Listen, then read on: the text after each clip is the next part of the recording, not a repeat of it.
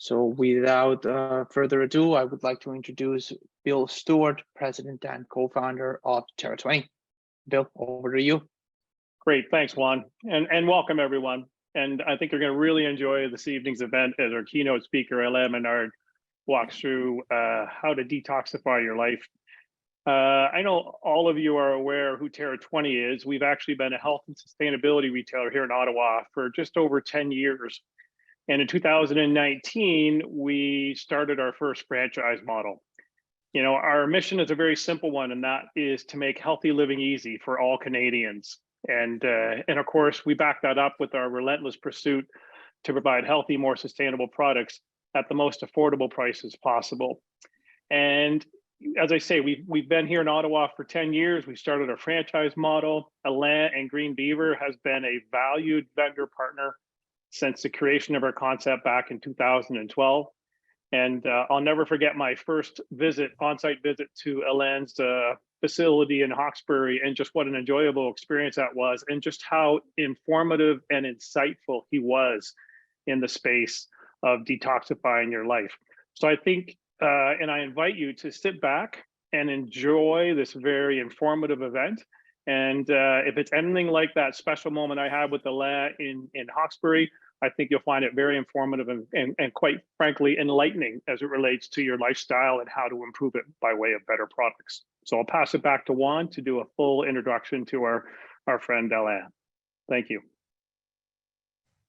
Thank you, Bill. Now diving into why we are really here, I'd like to introduce Alain Ménard, co-founder and president of Beaver Company, founded with his wife, Karen Clark, in 2002. After over a decade in working as a microbiologist and in the pharmaceutical industry, and Karen as a biochemist in pesticides, both of them decided to quit their jobs and change their life's calling. The goal was to put their knowledge to better use and create a difference in the world by providing natural personal care products that are healthy for the whole family and for our environment. Thus, the Beaver Company was born 19 years ago. Now, with that brief introduction, I would like to give the floor to Alain to start our session today. Welcome, Alain, and thank you for your time today. Thank you, Juan. Just going to pull up the presentation.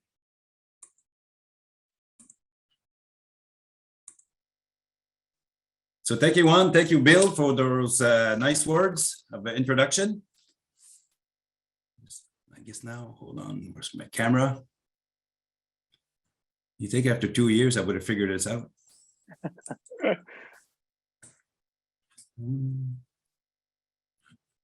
Okay, I got to put my camera on first. Sorry about that. Here we go. There you go. That's that. There we go. Okay.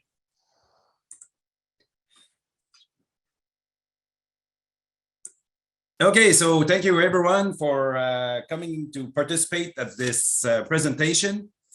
And my objective tonight is basically to present to you the facts. And that is the facts of what we find in some of our cleaning, home cleaning cleaners, and also in personal care products. Is this presentation?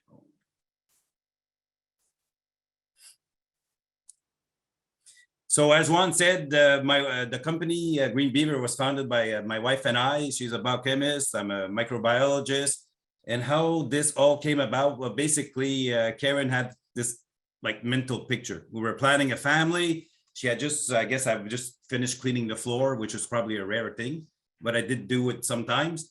And she just pictured a baby after I just finished cleaning the floor, just crawling on the floor. And you know how babies are, they put their fingers in their mouth and so forth. And she just had like, but oof, you know, it's like, I don't know if it was the mother hen instinct that kicked in, but she just thought, whoa, if a baby is doing that, he's putting whatever that fluorescent purple stuff that you use to wash the floor into the baby's mouth. So all of a sudden, so we started looking at everything that we had in the house, and it wasn't like overnight there. We did it just gradually, getting the stuff out. And back in those days, I'm talking about 23, 24 years ago when we started doing this. Natural products were really hard to get. They weren't as available as they are today. So maybe because of our science background and a bit of knowledge that we had, we decided to, you know what, we'll buy a couple of heating plates, a couple of mixers, and we turned a little part of the kitchen into a little lab, and we started making our own products. It was actually just a little hobby. It was fun, you know. We started making, you know, cleaners, and then it graduated to, why don't we make deodorants? I don't really want to use that aluminum stuff anymore, you know, and then graduated to toothpaste and all kinds of stuff. It was fun. It was a great hobby. I never expected that 24 years later that this would have become my life's career. But I'm very glad that we did. And again, today, I'm just going to present to you some of the stuff that is out there. And again, just a disclaimer, everything I'm going to present is based on facts that I can back up with studies that have been published in peer-reviewed medical journal.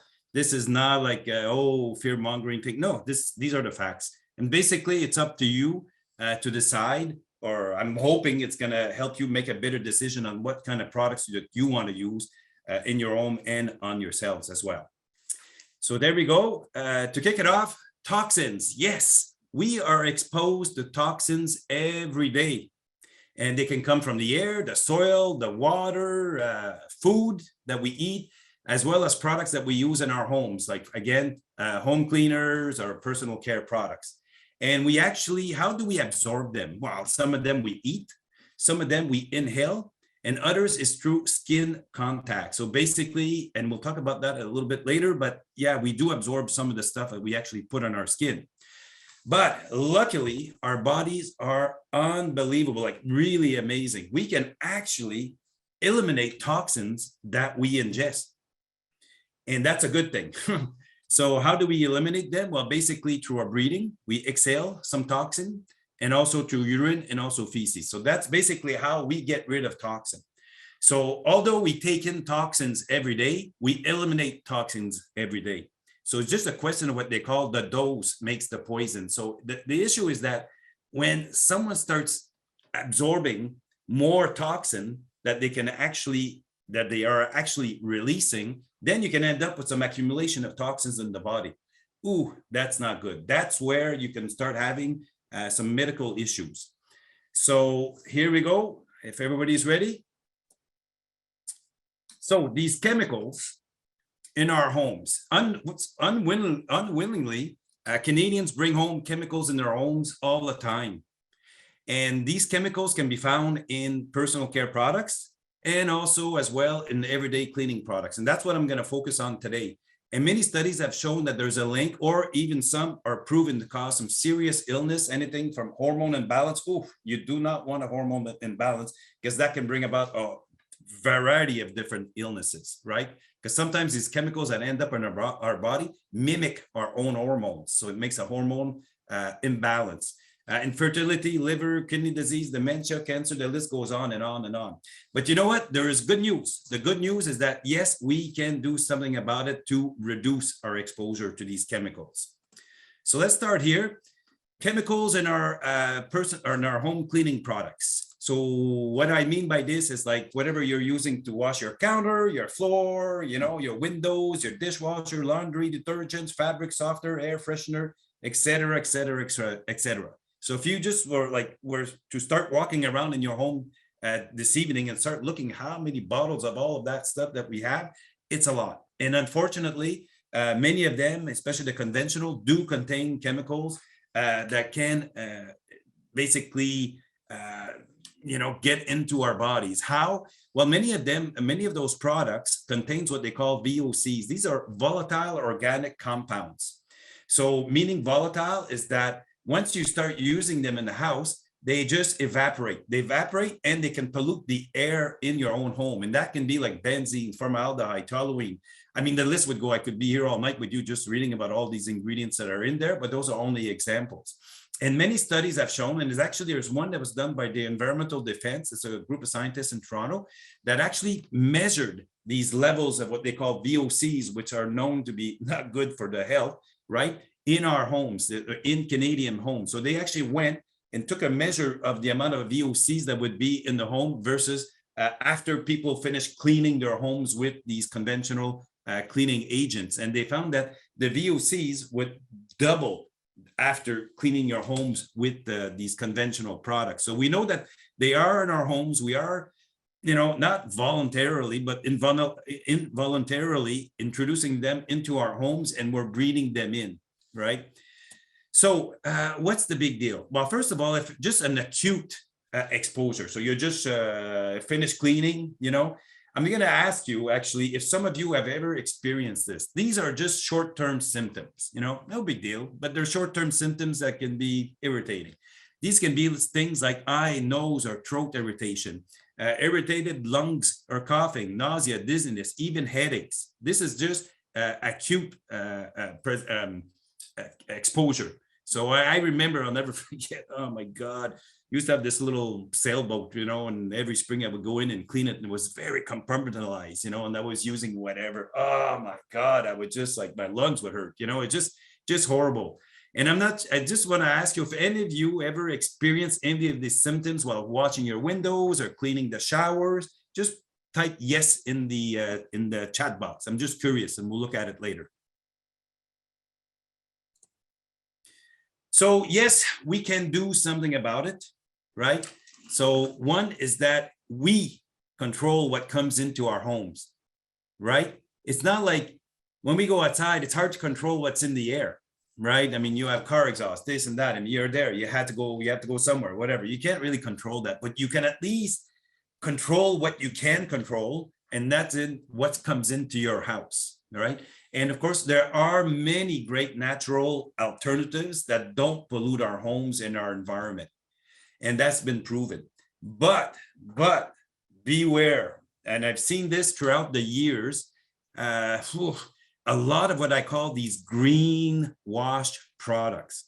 These are products mostly coming from the big brands that make the chemical regular products, right? And somehow they put a little spin on their product. They'll change a few things. Yeah, maybe a little bit better than their regular stuff. And they try to pass it on to you as, hey, this is natural. And for that, what I've done, and I'll highlight a few throughout the presentation, I call that the greenwashing Hall of Fame. Yeah, the greenwashing Hall of Fame. Tide, I'll start with that one.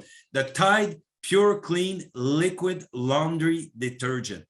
And it says on their product, it is 75% of ingredients are derived from plants. Yeah, okay. What's the other 25%? And probably in their regular stuff, it's probably only 35% chemicals, and this one is only 25%. A bit better, but you know what? It's still chemicals.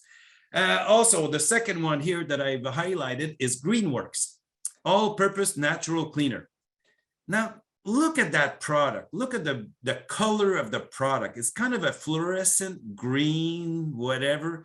Do you honestly think that they've put plants in there, that's why the product is green? I mean, really? No, it's some kind of a chemical dye that makes it green to make you think that, oh, look, this looks natural, And it says on the product, made from plant and mineral-based ingredients. About how many of it? A couple of drops. And also, Greenworks is owned by Clorox. I'm going to leave it there. I think you can make your own conclusion on that one. So what can we do about it? Well, one thing is that we can use or source trusted natural products from a reliable retailer, right? So this is my little info commercial. Throughout the presentation, I'll make a little info commercial. I'm not going to go overboard about it, but it is part of the solution. And one of them is use trusted products. I know it's hard, like, how do you know if this is a real natural products? They're saying to me that it's natural. Look, it's green, Well, what you can do first, try to find a reliable retailer like Terra 20.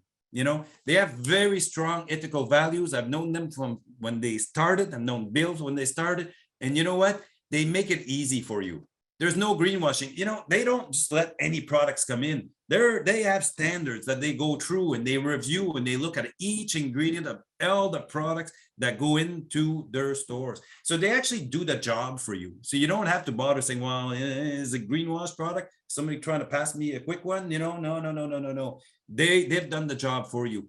And also they've created what they call an Eco Bar bulk product and refilling station. So you can bring your own containers. If you're into that, great, sustainable, and also very cost effective. That's another thing that they offer.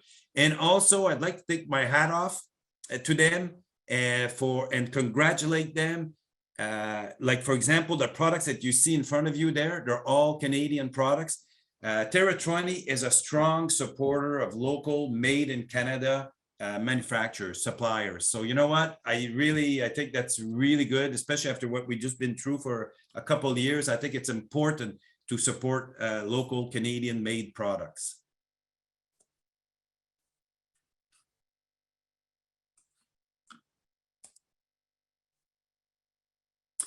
So another solution, I just want to talk real quick about what we call Castile, all-purpose Castile soap. Now, what is that? You maybe have heard about it, maybe not, but these are amazingly versatile products. These are basically, the name comes from the Castile region of Spain. So basically, that's where it was invented. Why there? Well, there was a lot of olives. With olive comes olive oil. And somebody must have thought, hey, you know what? I'm going to play a joke on my buddy there and put a little bit of wood ash in this olive oil so it'll make it taste bad. Well, actually, there's what that does is potash in wood ash, and it converts the oil into soap. So it's very old way of making natural soap. And that's the way we do it. And it's a concentrated soap. It can be used for a plethora of to replace a plethora of products. So you can use it to wash your body, clean your house, and even wash your pets. You know, it's safe, it's biodegradable, environmental friendly, and a bottle goes a long way because, as I mentioned, it's concentrated. So we do make those. We actually make it with Canadian sunflower seed oil, and we mix in a bit of coconut oil to make it a bit more foamy. So, and there's Karen and I with one of our first batches. So now we're going to switch. We talked about the household cleaners.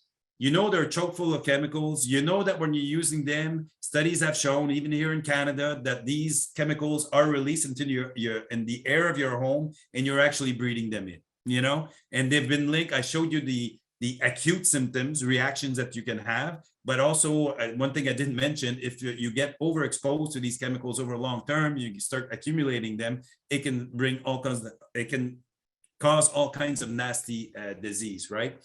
So personal care products, what I mean by personal care, I'm talking about everything you mostly find in your bathroom there to take care of your body. So you know what, the soap, shampoo, conditioner, body wash, to your toothpaste, to your little face cream, and deodorants or antiperspirant. So all of those products. So there are many chemicals found in those products that have been shown to penetrate the skin and actually get into your body.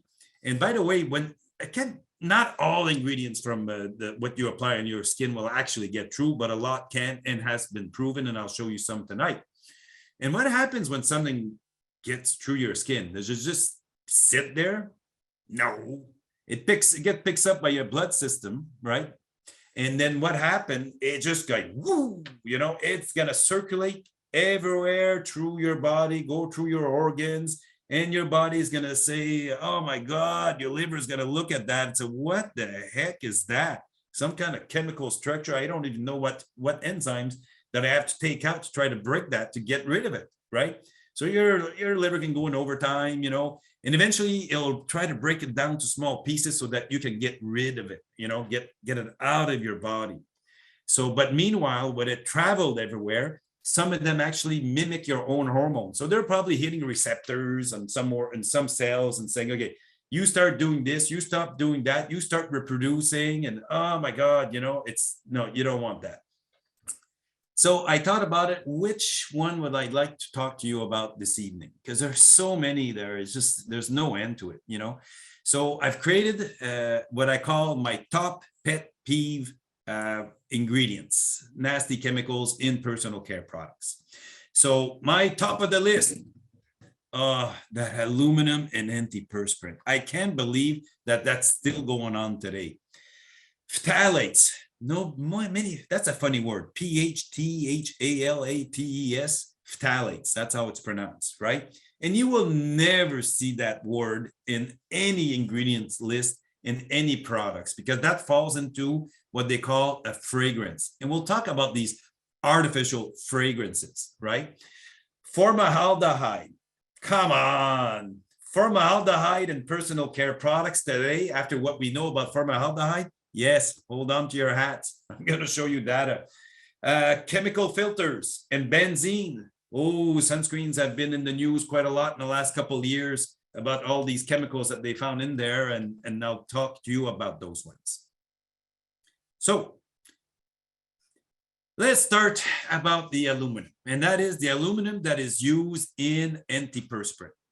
So basically, why do they put aluminum into antiperspirant? Well, first of all, the aluminum, it's not pure aluminum, it's chemically treated aluminum, such as aluminum chlorohydrate or aluminum zirconium. And it represents by weight anywhere from 15 to 25%. So when you pick up that antiperspirant, it's up to 25% of that weight is pure aluminum. Well, actually, chemically treated aluminum, just to make it worse, right? So the reason it's in there is that when you apply it on the skin of your underarm, right, you have actually all kinds of little holes in that on that skin. They call sweat ducts. So little, basically hoses, if you want, right? Where if your body gets hot, you will start excreting water to diminish the temperature of your body. That's the purpose of sweat ducts, right? So when you apply a small layer of that antiperspirant, what happens is that this aluminum, not only is it chemically treated, but it's refined. Like I'm talking about refined so small, the particles are so small that they actually can get into these extremely small holes in your underarms, on your skin. That's how small they are, right? And once you start sweating, once you start mixing that aluminum chlorohydrate, for example, with sweat, it actually, it swells up. It swells up and it makes what they call an aluminum plug. That's what it does. So most Canadians, unfortunately, are walking around with these aluminum plugs on their skin and on their underarms from day in, day out, right? And I always had a hunch. I didn't have proof, but I always didn't feel comfortable about the fact that it was so small that it can get into these ducts, these little hoses, right? If you want, pipes. So it's like, oh my God, but eventually, and this is relatively recent. Studies have shown that the aluminum that from our antiperspirant is some of it, very small amount, but some of it is actually getting and absorbed through our skin and getting into our bodies. That is proven, peer-reviewed medical journal.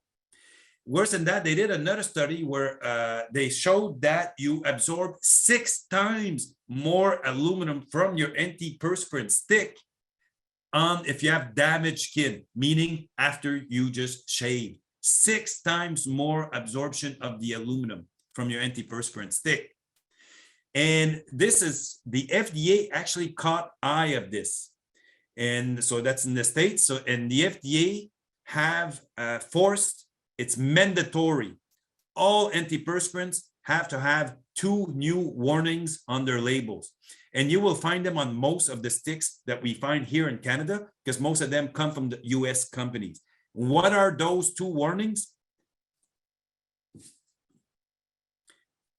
Do not use unbroken skin. Now, why would the FDA force the companies to put do not use unbroken skin? Well, because they saw the studies. They saw the study that you absorb a lot more aluminum from the stick will actually get into your body and into your bloodstream and circulate everywhere than if you don't shave. So they force them to put that. The second warning they ask them to ask a doctor before use if you have kidney disease. What the heck does your anti-perspirant stick have to do with kidney and kidney disease? Well, you need your kidneys to get rid of aluminum. If there is, remember I told you right from the beginning, your body can't excrete toxins, right? But if your kidneys are not functioning properly, then what can happen is that if you continue using an antiperspirant or all that aluminum, eventually there's going to be an accumulation of aluminum in the body of that person and it can become toxic. 2 new warnings based on science, and I hope it's going to come here in Canada soon. So, and next time you go, or if you have one at home, go see what's written on the back. Like I say, I'd say roughly around half of the aluminum antiperspirants in Canada have that right now. Oh, the big question. To date, does aluminum cause breast cancer or Alzheimer? As a scientist, I have to say, to date, aluminum has not been proven to cause breast cancer or Alzheimer's disease. However, and that's true, and don't forget, it's very hard to prove if something will cause such thing as cancer or Alzheimer. It's not like somebody's gonna say, oh, I'm doing a study, I want to find out if aluminum from antiperspirant stick causes cancer. Can I have any volunteers for my study? No, it's not gonna happen. And I don't like the fact that it's always, we have to prove that they're dangerous instead of those companies having to prove to us that they're safe, you know? Anyhow, there's no real, I can't say with certitude that it does. However, and these are facts, you can Google it, whatever. Studies have shown elevated levels of aluminum in breast tissue patients from breast cancer. So you take breast tissue from somebody who has breast cancer, so the cancer, and they will find a higher level of aluminum. And their response to date so far is aluminum does not appear to be the trigger of the tumor, but instead it is stored to a greater degree in the tumor tissue. Okay. Still, it doesn't mean that the aluminum is causing the cancer or cause the tumor. But there's a lot of unknowns. Is it because it's when it's reacting with something else and we don't know about it yet? But you know what? Just the fact that there's a higher amount of aluminum in the tissue, that for me is a smoking gun. You know, I don't know. I'm just not comfortable with it, right? Also, many studies have shown an elevated aluminum content in brains of Alzheimer patients. Relatively easy study. They just scanned people, the brain of people who have Alzheimer versus people who do not have Alzheimer. And they can detect the amount of aluminum. And it's proven somehow the aluminum can go through your blood-brain barrier and get and sit into the brain. It probably likes the brain because metals like, they like fatty tissue, right?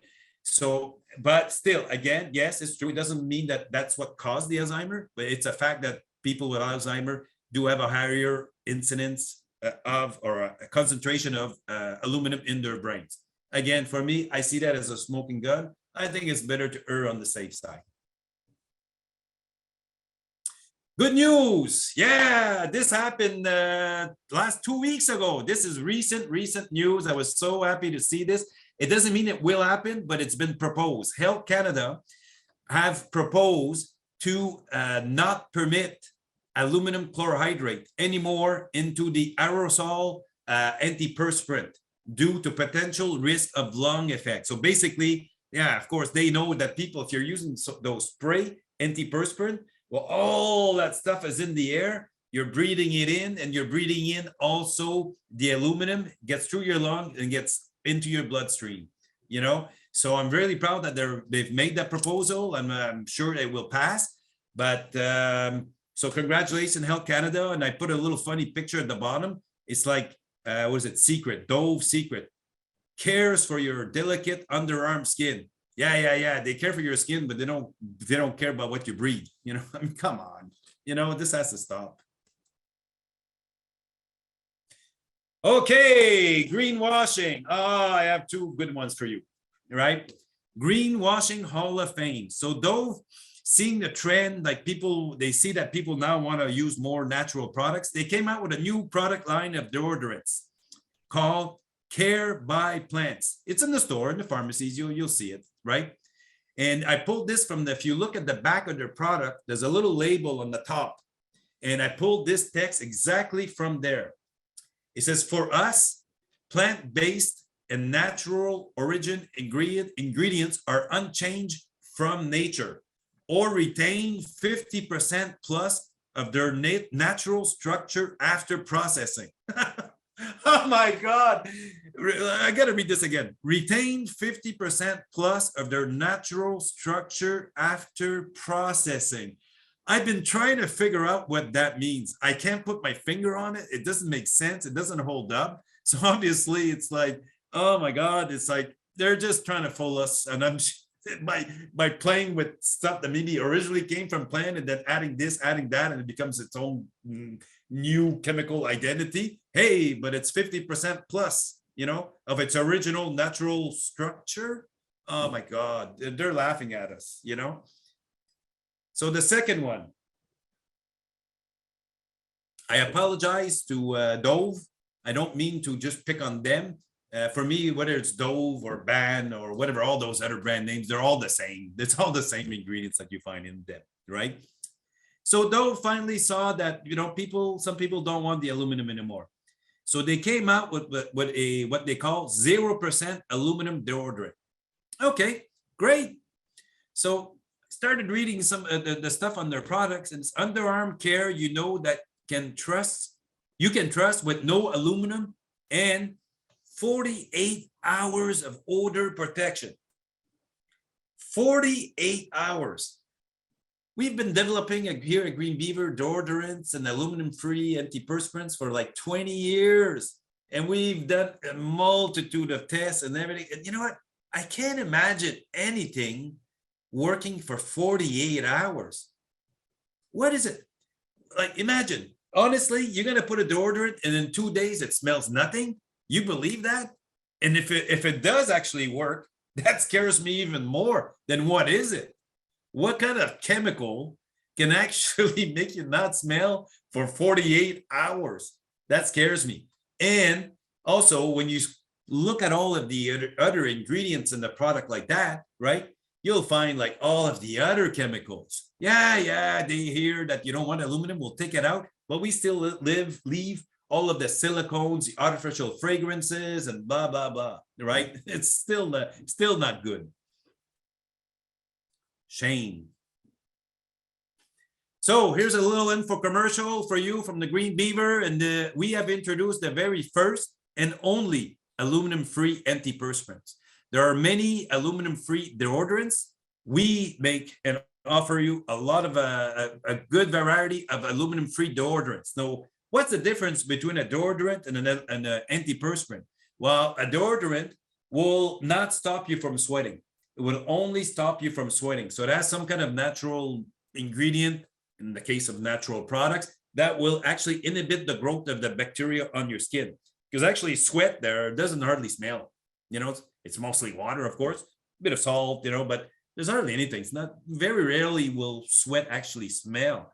But unfortunately, and I hate to tell you this, like the skin on your underarm, you're full of bugs. You got like yeast in there, you have bacteria. Oh my God. And when you give them sweat, oh, they love it, man. They grab that for them, it's food, right?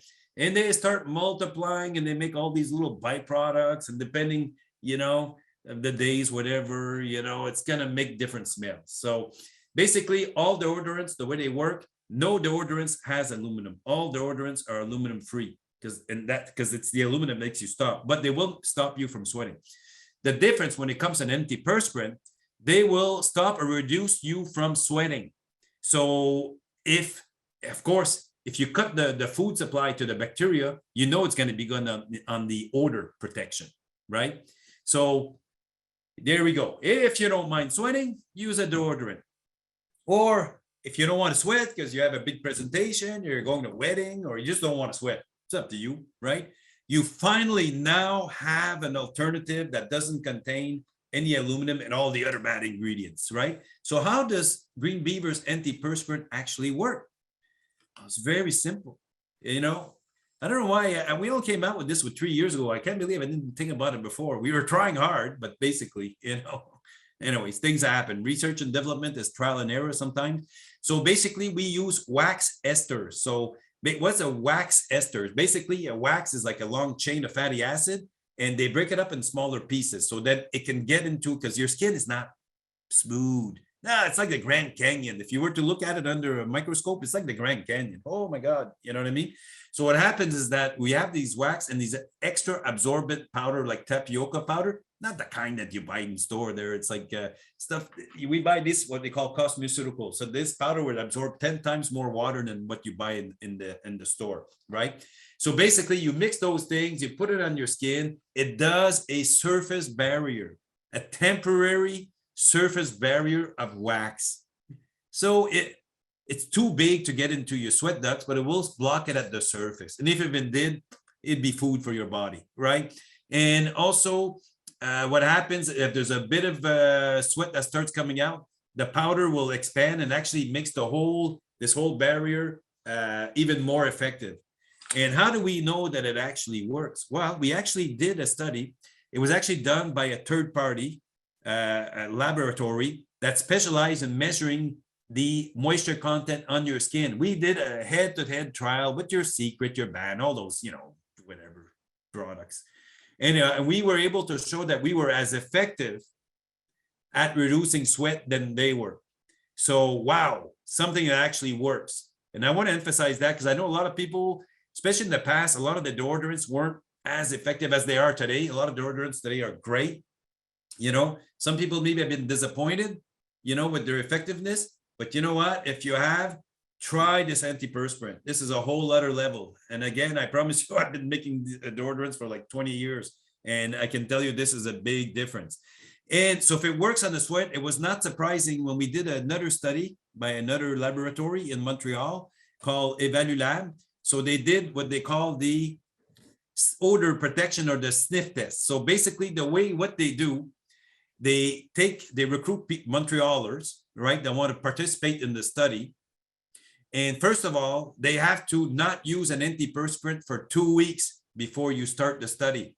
Very important. Why? It takes 2 weeks for you they deem it takes at least 2 weeks for you to get rid of all those aluminum plugs. Because if people were to use an antiperspirant, come into the study, usually what they do, they ask that people come in, they'll apply the deodorant or the natural antiperspirant you're testing. In this case, they'll ask people to come back 12 hours later and 24 hours after that. And there's 3 master sniffers that will smell all of the subjects, right?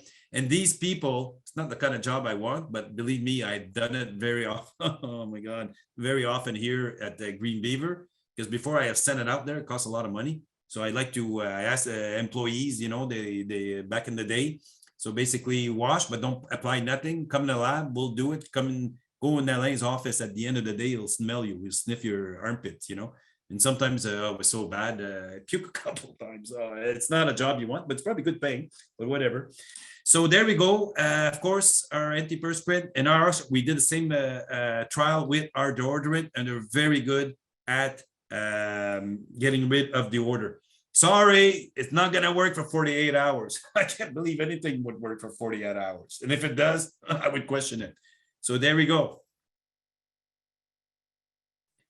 So before I go on, I think, Juan, did you want to do a little questionnaire? Absolutely. We do want to have a small poll for you guys. And as Bill mentioned at the beginning, we at Terratini, we want to tackle the myth that having an affordable and healthy and affordable lifestyle is it's not possible. So I do want to know what your perspective is on this. It's a quick question. I'm going to launch it. You're going to see it pop up on your screens right now. So do you consider that having a healthy lifestyle is affordable? What do you think?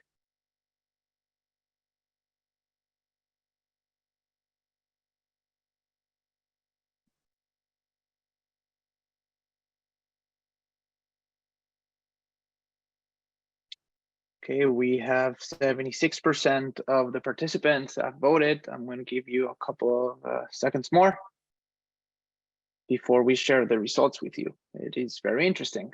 We still have people on the fence of the concept and believing in the myth. So that is what we are here for. Okay. So you can see the results on your screen right now. Yeah. Thank you for participating. Alain, all yours again. Thank you. I just want to add something that I remember once, our natural antiperspirant. Somebody told me, oh, yeah, but it costs $3 more than what I'm buying, I don't know what they were buying there. But again, it would be Secret or Dove or whatever, right? And it was like, yeah, but it lasts us like for 3 months. So it's like, okay, so it's going to cost you like 3 cents, 4 cents a day more for not having those aluminum plugs. I mean, I don't know. It's all a question of perspective, And so sometimes I think you may look at something, yeah, it's $2 more, yeah, but look at it at how long it's going to last you and how much it really costs you per day. You'll be surprised that it's not that much more for something that's you know, a lot safer. So we're going to move on. So we talked about the aluminum and antiperspirant. I hope I've given you the facts, right? And I hope well, I hope you're going to stop using them, but that's up to you, right? So I'm going to talk about these phthalates in artificial fragrances. Oh my God. First of all, what are phthalates? Well, no, even before I say that, an artificial fragrance is not one ingredient. No, it's on average 14 different chemicals, right? And it's proprietary information, meaning a company, and we've seen some of what they're up to, right, can put all of these chemical ingredients under the name artificial fragrance, and they don't have to tell you what's in there. Oh my God, how can you trust them, right? Anyhow, we know that the majority of them do contain what they call phthalates. Phthalates is a group of chemicals, and there's many of them, right? And they are used in fragrances or artificial fragrances to make the smell be more intense and to last for a long time, right? So, and you know, it's like, for example, you know, if you were to take, I don't know, essential oil of lavender, put it in a t-shirt, and then take a perfume, put it on a t-shirt, put both away for a week and go back to them, you know, like the perfume one still smells, you know, the essential oil won't smell anymore, right? Why does that smell last so long? It's because of those phthalates. Now, what I don't like about these phthalates is there are many studies, you can Google it, but there's one that was published in the Journal of Pediatrics. It was a pediatrician knowingly that, you know what, that J&J lavender bedtime will help your baby fall asleep lotion. Well, it doesn't contain lavender. Lavender is known to be calming, help people fall asleep. And that's what they're saying on the baby body lotion, right? But it doesn't even contain lavender. So how can, you know, I don't get that. It shouldn't be allowed to say that. But anyhow, worse, they shouldn't be allowed to use artificial fragrances, not only baby products, but all of these personal care products, right? So knowing this pediatrician knowingly that, you know, we wash and put lotions on babies every day, right? So what they did, they collected urine from, it was 168 babies, and it was across the states, right? This was published not that long ago. So what they found is, and they took urine samples, and from their urine, they checked for what they call phthalates metabolite, because they know that the body will take a phthalate that it's absorbed through from, let's say, a lotion, right? Goes through their body, and it'll go through your kidney, it'll be broken down, and then you get rid of it, you excrete it through your urine. That's how your body gets to it. But don't forget, by the time it went through there, it was circulated everywhere in that body, in poor babies. So what did they find? 100% of the babies had phthalates in their urine. 100%. 81% had 7 different types of phthalates metabolites in their urine. That doesn't make sense. We're drugging them right from the beginning. It just doesn't hold up. I mean, where's the world going with this? This has to stop, you know, because we know that some phthalates, not all phthalates, some phthalates can interfere with hormonal system. You don't want to play with hormonal system. That's really not good. And personally, and it's gonna come, I'm telling you, just like I thought about the aluminum, and then, you know, they're always saying this coming, oh, no, it doesn't get into the body, it's impossible. Yeah, okay, well, look at you now, right? But these phthalates, these artificial fragrances, what we're gonna find out, there's other chemicals in those fragrances we don't know about yet, right? I think it's the tip of the iceberg. It's the tip of the iceberg.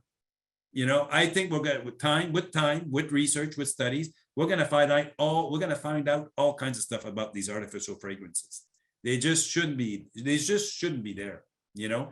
And especially now, like back in the days when we started, all we had like to make a product smell good. People always like their products to smell good. I don't know what it is, but whatever. We use essential oils. Yeah, okay, we use essential oils. And then we started using product from a company called Flavorsome out of Mississauga. Used to be called Bonnie and Don. They're two chemists, and they started what they call an organic flavor house. So they would do like concentrated blueberry, and they would sell that to, you know, the organic cereal companies to put some flavor into their cereal. We started using, we still use some of these, what they call organic aromas or flavors, right? Food flavorings. And also, in around maybe 4 years ago, we started, and they're coming from France, and they're all certified organic. There's natural fragrances. They do exist. They don't compare to the artificial one. You'll notice that it gives us a flexibility to have new type of scents that we couldn't get with the food flavoring, organic food flavoring, or the organic essential oils. But you will notice that they don't smell as strong and they don't last. But it gives you that nice little smell when you apply it, if that's what you're into. Again, stay away from those artificial fragrances. I've noticed that some of the companies, the conventional companies now, have started putting logos on their things saying phthalate free. That meaning they know that something is going to come out and prove that these things were bad and that these people were using them, you know. So hopefully we'll find out about all of the other chemicals in those artificial fragrances. Actually, it should not be proprietary information. They should be forced to put it on their labels. I think that one day that will happen. Oh my God, the king of all greenwashing Hall of Fame products. Oh my God, how can people put Febreze everywhere in their house and smell those chemicals? That blows me away. I just don't get that. I mean, this is like unbelievable, you know? Stink out, freshness in, go on, breathe happy. Yeah, happy, all right. You're probably stoned after breathing all that chemicals, and it doesn't make sense, you know? And look at this. I got this from their website, right? Right on the bottle, they put a nice little green leaf. And they write on there, 100% natural propellant. So most people like, what is a propellant? Most people don't know. They probably think, okay, hey, 100%, hey, Febreze now is 100% natural. I always had a little bit of concern about breeding that stuff and my kids breeding it, but now they have 100% natural. I can use more, you know? Oh my God. You know what they're referring to as the propellant? It's the gas that they put in that will actually makes it like spray out, do a continuous spray. Before, they use butane. And so it's basically releasing gases in your house and you're breathing it, you know, and another VOC, right? So now they have switched, not all products, some. This new product line, they replace the butane with nitrogen. So it's inert gas that you breathe in every day. So, hey, cool. Kudos for them. That's great. But to use that and promote the fact that try to make people think that's 100% natural, this is happening. This kind of stuff is happening all over. I've had it. So, you know, it's greenwashing Hall of Fame, and we should point it to them. You know, please, no more Febreze. I just can't stand that. And I'll talk about it later, but when you do the switch to natural products, there's something that happens to your body. You will not be able to tolerate artificial fragrances anymore. Well, I'll come back to that later. Formaldehyde. How the heck? Why formaldehyde? No, it's impossible. Yes, it is a known or probable carcinogen, depending who you're talking to, right? And you will never find the word formaldehyde on your products. It's going to be under names like quaternium, identoin, you know, they're formaldehyde slow releasers. They release the formaldehyde slowly in the product. You don't get a peak in the trough. Hey, it's fabulous for formulator, right? Well, what they found is a study that was done. They took 28 top baby products in the States. It would have been the same, mostly the same formulation as you have here, you know, the big companies, J&J and all that stuff, right? 82% of those baby products had formaldehyde in them. Yeah, it's a very popular preservative. It kills all the bugs. I wonder what else it kills, but it kills a lot. Very effective preservative. It's there to make sure that the bugs don't grow, right? And this at the bottom is a cut and paste from Health Canada's website. I didn't write that. I put it in quotation. Formaldehyde is safe when used in small concentrations on the skin. I agree. Yeah, small amount, your body will take it in and get rid of it. I don't like the idea of formaldehyde circulating through my body, but it will happen, you know, when your body's pretty tough, it'll get rid of it, right? But the thing is, the regulation specifies very clearly, if you're gonna use it in nail hardeners, you're not allowed to use more than 5%. If you're gonna use it in a lotion, a shampoo, you're not allowed more than 0.2%. If you're gonna use it in a toothpaste or mouthwash, oh my God, you know, you're not allowed to use more than 0.1% because it can be dangerous. But that doesn't make sense to me. That's would be okay if you use only one product a day with formaldehyde in it. But we just showed you 82% of the top baby products have formaldehyde. So what if you're using like 2 or 3 products with formaldehyde at 0.2%? Are you exceeding your supposedly safe allowable amount of formaldehyde for that day? It doesn't make sense. We got to revise that. No, that doesn't make sense. That doesn't hold up anymore. And it's happening today. Yeah, there are all kinds of other alternatives. There's other great natural Canadian companies as well. I'll toot the horn of Green Beaver, of course, but there are other products. So we have great baby products, kids products, 100% natural, tested by dermatologists, hypoallergenic, and also they are certified natural, organic, and the dermatologist that was done here in Montreal. I got to show you this real quick. This is too funny. Wow, funny and not there. This is a typical toothpaste. Crest, I could have used Colgate. They're all the same, right? And look at that, right on top of the little banana, I forgot his name there, from Sesame Street, right? Grape flavor, right? So they promote that it's a grape. You honestly think there's grape in the toothpaste? No, it's artificial fragrance, right? But I know nobody really reads their toothpaste box anymore. And you know, you spend your weekend there. I'm going to read with that little fine print, and I'll need some kind of magnifying glass because they put it so small. I guess they don't want me to read it, right? Warning: keep out of reach of children under 6 years of age. If more than used for brushing is accidentally swallowed, get medical help or contact a poison control center right away. Yeah. I mean, that doesn't sound good. That's because of fluoride. Excess consumption of fluoride in kids or adults can lead, you know, it can be toxic in excess, right? So that's why they want to limit you. But think about the thing here, right? They're forced to put that warning on their box, and you can go check your box if you have one of those conventional brands. You'll see it there, right? But then they put artificial grape flavor in to make the product taste great for the kid.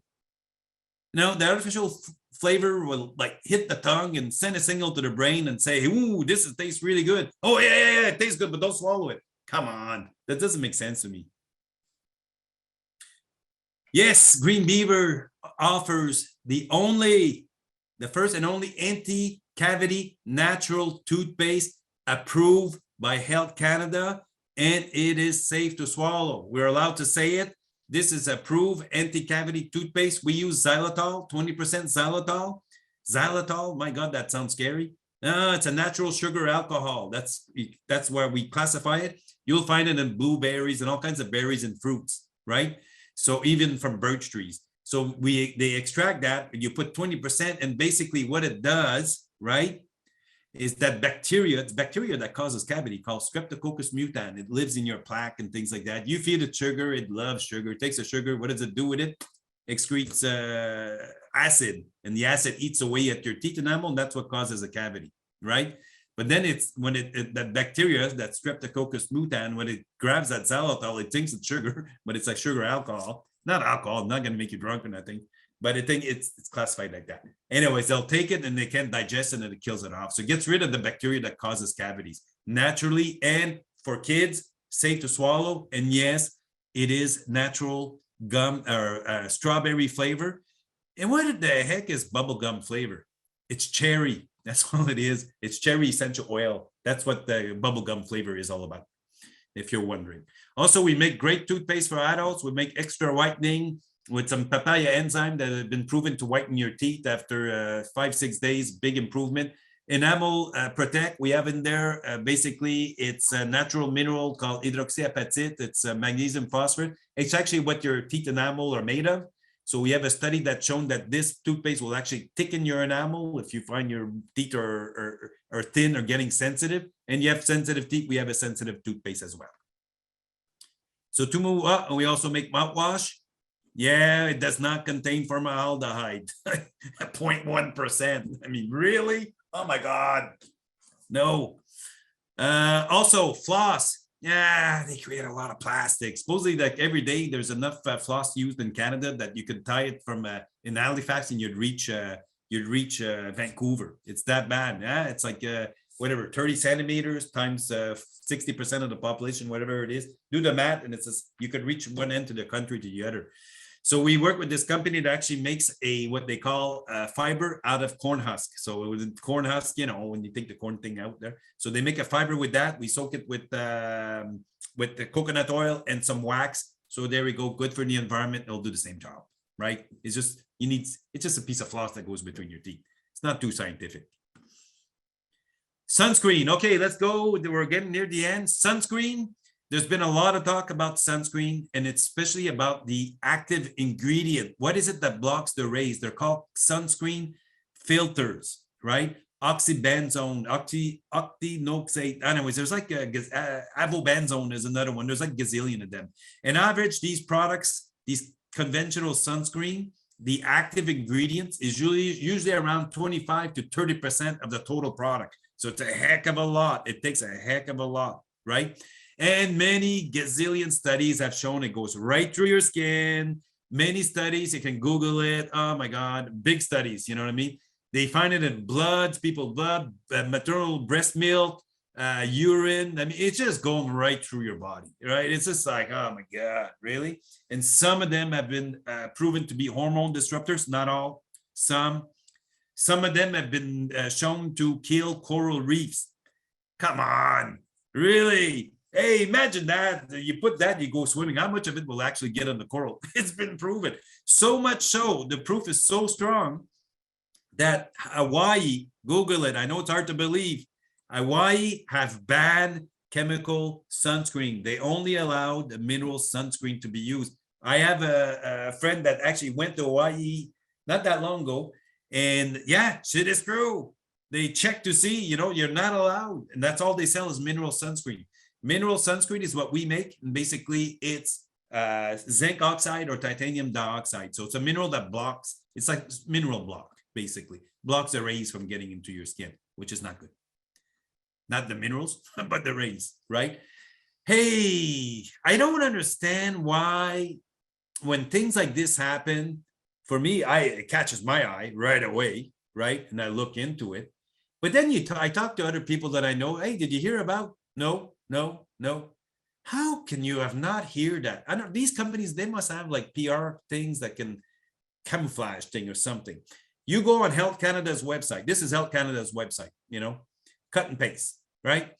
So basically, did you know that Neutrogena, all of them, Ombre, Garnier, Banana Boat, Hawaii Trap, or whatever, you know, they all had recalls of their sunscreen. Not all their sunscreen, but they all had at least one sunscreen that they had to recall and some more because there's an independent laboratory in the States that found benzene. What the heck is benzene? Nobody formulates with benzene.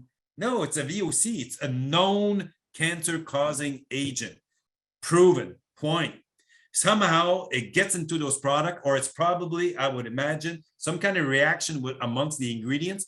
I don't know. They haven't told us, but I would assume that it's possible. Could be something else. Could be one of their other chemical ingredients that they use that's contaminated with it. But then how come they didn't identify it before they put it in the product? I don't get it. So there was recalls, but hardly anybody knows. I don't get it. Go on CBC News, they're on their website, do it, and you'll see, yeah, how come nobody has talked about this? I don't know, but not good. A couple of years ago, this is another one. No, this is quite a few years ago. 2017, this is on CBC, still on their website. Banana Boat, oh my God. They came out with a new artificial fragrance, right? Why? I don't get it. They had to do a big recall because it was a kid's one and it was burning the kid's skin. And it's like, well, didn't you test your product before you bring it out? What is that? Again, I suspect probably a chemical reaction, something else is formed, and that's when it becomes very aggressive on the skin. Big recall. Again, very few people know about it. For me, that's a big thing. Yeah, sunscreen hall of shame. All of them had a recall. All the big brands. Banana Boat, Sunbum, that's a new one from the States. Neutrogena, Coppertone, I mean, you name it. Also, Aveeno. Aveeno. That's one thing I don't get. Most people think that Aveeno, like Aveeno lotion, and I remember, talking to people and tell them about we have natural lotions, about natural lotions. What do you think? And that's, I don't know. It's okay. I use Aveeno. And I'm like, oh my God, they're the king masters of marketing. They put a little bit of oat in there and they make you believe it's natural. The stuff, all their lotions is just like silicone. They're silicone-based lotions, not proven to be bad for you, but not good for the environment, and everything ends up back in the environment. It's just a shame on Aveeno. Those are one of the worst ones to be like, they're probably one. It'd be a tie between Aveeno and Febreze. I put them neck to neck. That's why I put them in the whole Hall of Fame. One day I'll put it all together. Yeah, that'd be cool. So of course, Green Beaver, we're coming out. We've had sunscreens for many years. These are new and improved formula. The texture is great. It doesn't leave all that big white film like all the old mineral sunscreens used to do. You will really love them. Really. We have a 40, a sport, a 50. We have a push, benzene free, So, and we have it some for kids and some for adults. We have a lot of, I'm not going to go through all our products there, but just to let you know, because it is winter time, and I know some of you have really itchy skin, we make a beautiful extra dry winter body lotion. I call it the winter body lotion. It doesn't say winter on the product there, but that's product I use it only in the winter. And it has what we call Labrador tea. So I buy that from north of Quebec, and it's really anti-itch. Takes the itch away just like that. And also we have facial care products and so forth. And we have lip balms, great lip balms, taste great, work. The problem with lip balms, most commercial lip balms have petrolatum, Vaseline. That stuff is all contaminated. They're all used pharmaceutical grade, they call Vaseline, but they're allowed a little bit of contamination of 1.4 dioxane. I didn't get into the dioxane, I forgot, but there's a study, Juan sent me something yesterday that was published in New York Times. True story. Dioxane is cancer causing. It's a contaminant, right? And he sends me this article that was published in New York Times saying that the state of New York, as of end of last year, so December, let's say December of 2022, have forced the company to reduce the amount of dioxane contaminant in their laundry detergent. I guess a lot of them were way above the limit. Things like this just keep going on. I think we got to stop that. Has to stop. It just doesn't make sense. So to finish off, I'll take some questions. The Natural Healthier Pledge. The Naturally Healthier Pledge. I just created that this week there. And you don't have to take it. But you know what? It just helps you, give you a guide. And I'm going to give you a few tips on how if you're not really into the natural, you want to get into the natural, first of all, we just need to reduce the amount of chemicals that we bring in our homes. We need just be very conscious. Whatever you bring in your home and you're going to start washing whatever, it's going to get in the air. Number one, we will reduce our exposure to artificial fragrances. I told you what I think about them. I'm telling you, I don't have a good feeling, right? And warning, I'm putting a warning on this one. I've known many people over the years that have actually done the switch to natural products, and we all share one thing. And this is funny, but it is that we all eventually cannot tolerate walking through, those cosmetic sections in the stores in the Bay or pharmacy that smell really strong. He gets the point, once you get weaned off all those artificial fragrances, you can't stand them. I don't know what it is, And another thing, just to, by the way, I'll get to the other thing I want to say at the end. Anyhow, that's a warning that I tell you I'm giving you. We will continue switching to natural products again. You know what? Don't, like, if you're thinking about it, or some of you, I'm sure you're already into the natural. Don't think go and start emptying everything. Take one step at a time. When Karen and I started years ago, we just did it one product at a time. Yeah, we used to use Mr. Clean like everybody else. When the bottle was empty, then we'd bring on some kind of natural yin yang, you know what I mean, or make it ourselves or whatever, right? And that's another thing. Everybody that I know that have done the switch would never go back. I never heard anybody say, "Oh, I've been using natural products for a couple of years and I didn't like it. No, I went back." You never hear that. It's like all you hear is, "Oh no, I could never go back. I can't stand the smell anymore. No, I just can't do it." Right? So one step at a time. We will not support Hall of Shame brands. I just showed you some. Next time you're in the store, start looking. You'll get a good laugh at them. Right? Don't let them fool you, but don't support them. And we will support natural, trusted brands and retailers such as Terra 20, right? Preferably Canadian. And again, my promise to you, if you do the switch, do it one step at a time. I promise you, you will not want to go back. You'll never have the urge to go back. And you just simply will not want to. So there we go. Thank you very much. And I'm ready to take some questions.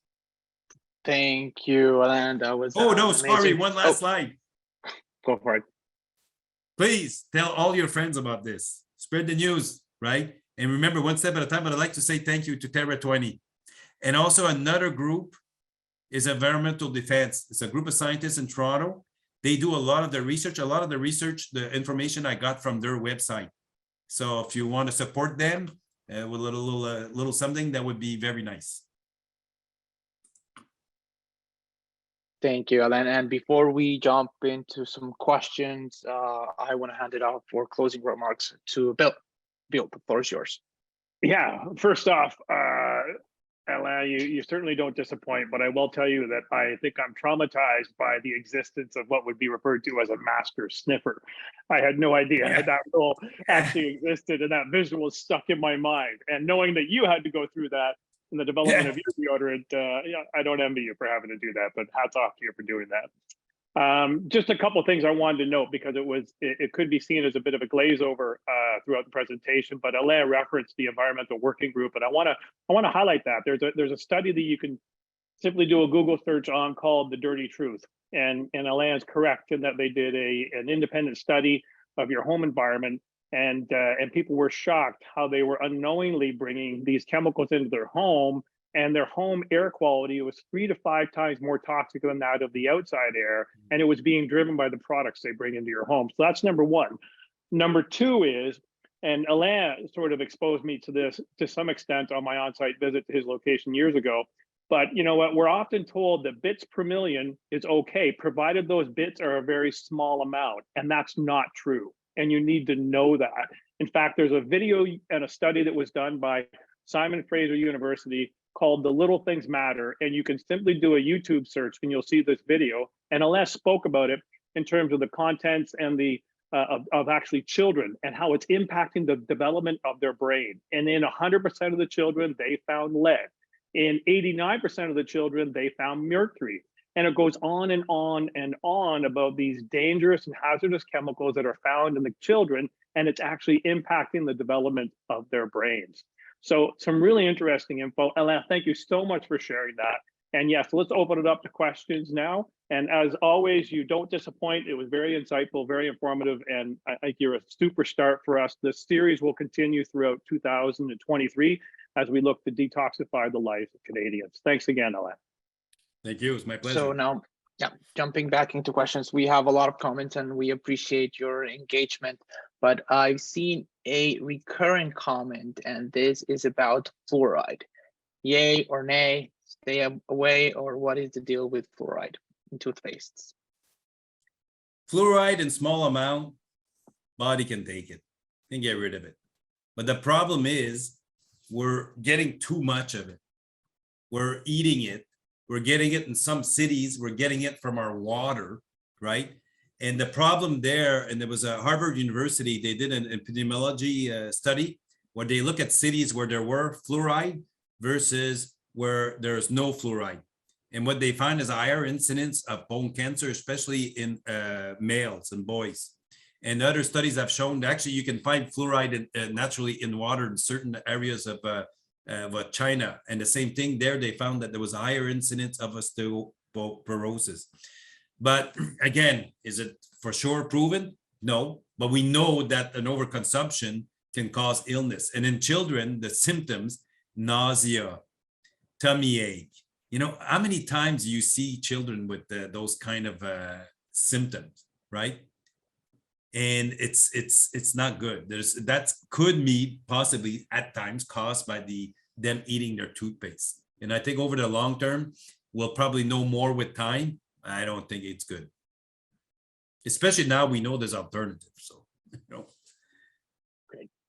Thank you, Alain. And we did receive a question prior to the beginning of this session asking about hydrated silica in body care products, toxic or not toxic. There's two types of silica. There's natural mineral silica, and there is what they call crystallized silica. Crystallized silica, it's like an altered silica, right? Which is a silica by itself is like inert, and that can be toxic. And of course, in personal care, I don't know anybody that would use the crystallized silica. They only use the mineral silica, or sometimes it can come from bamboo shoots. Thank you. I have one question that I found pretty interesting, and I am sure that everyone in this session can relate. This participant states that they've been using natural products in their home for many years, but they are trying to encourage their employer to getting on board with using natural products in the workplace.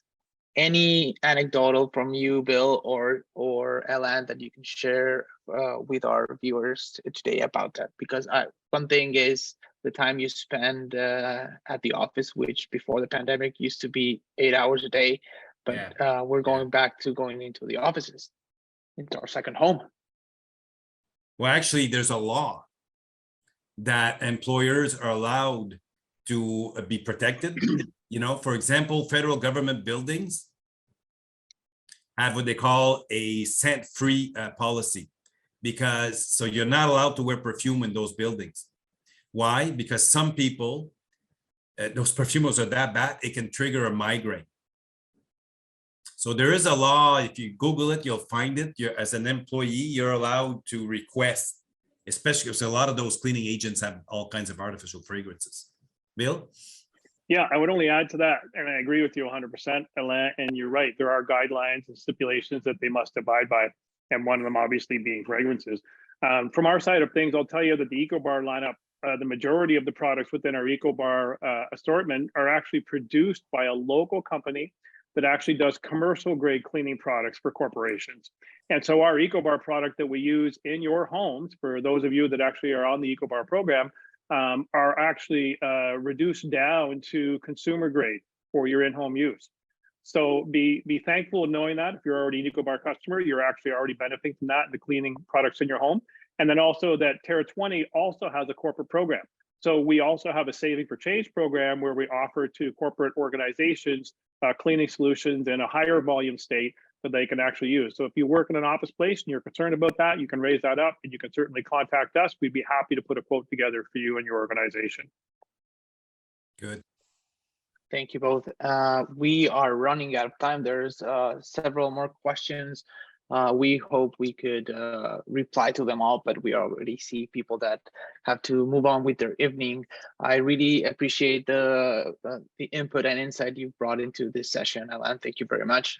We've seen comments from all of the participants saying how informative, how fun and humorous, and really all of this information is not portrayed in a way that you can digest it.